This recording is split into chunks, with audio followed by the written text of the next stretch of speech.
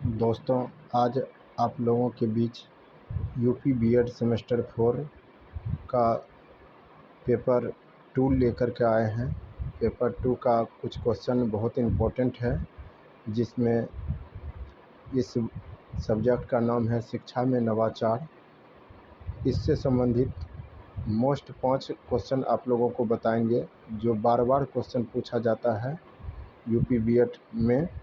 ये सेमेस्टर 4 का क्वेश्चन है। पहला प्रश्न है, नवाचार का अर्थ स्पष्ट करें। आंसर होगा, नवाचार शब्द अंग्रेजी भाषा के शब्द इनोवेशन का हिंदी रूपांतरण है। नवाचार शब्द 2 शब्दों के योग से बना है। पहला शब्द है नव, दूसरा शब्द है आचार। इस शब्द का अर्थ इस प्रकार है।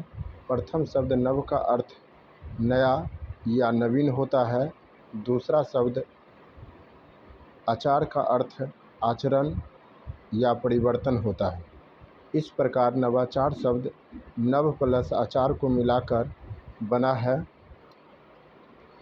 जिसका अलग अलग अर्थ नया और व्यवहार अथवा आचरण है। प्रश्न संख्या 2 है दोस्तों, नवाचार की परिभाषाएं दें।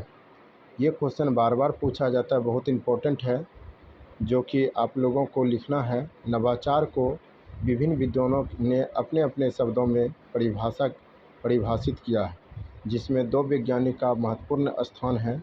जिसमें पहला वैज्ञानिक का नाम है पन्नालाल वर्मा, जो 1983 में उन्होंने एक परिभाषा दिया था, जो उन्होंने बताया कि नवाचार शिक्षा प्रणाली के अंग बनाए जाने का कारण जाने का पूर्व अभ्यास मात्र है। दूसरा वैज्ञानिक है E.M. रोजर्स के शब्दों में, नवाचार वह विचार है जिसकी प्रतीति व्यक्ति नवीन विचार के रूप में करें, इत्यादि और सारे वैज्ञानिक हैं, लेकिन आपको ये 2 इम्पोर्टेंट था, जिसका परिभाषा नवाचार को हमने बताया। तीसरा क्वेश्चन है आपके सामने। तीसरा क्वेश्चन है, प्रश्न संख्या 3 है, नवाचार के उद्देश्य को लिखें।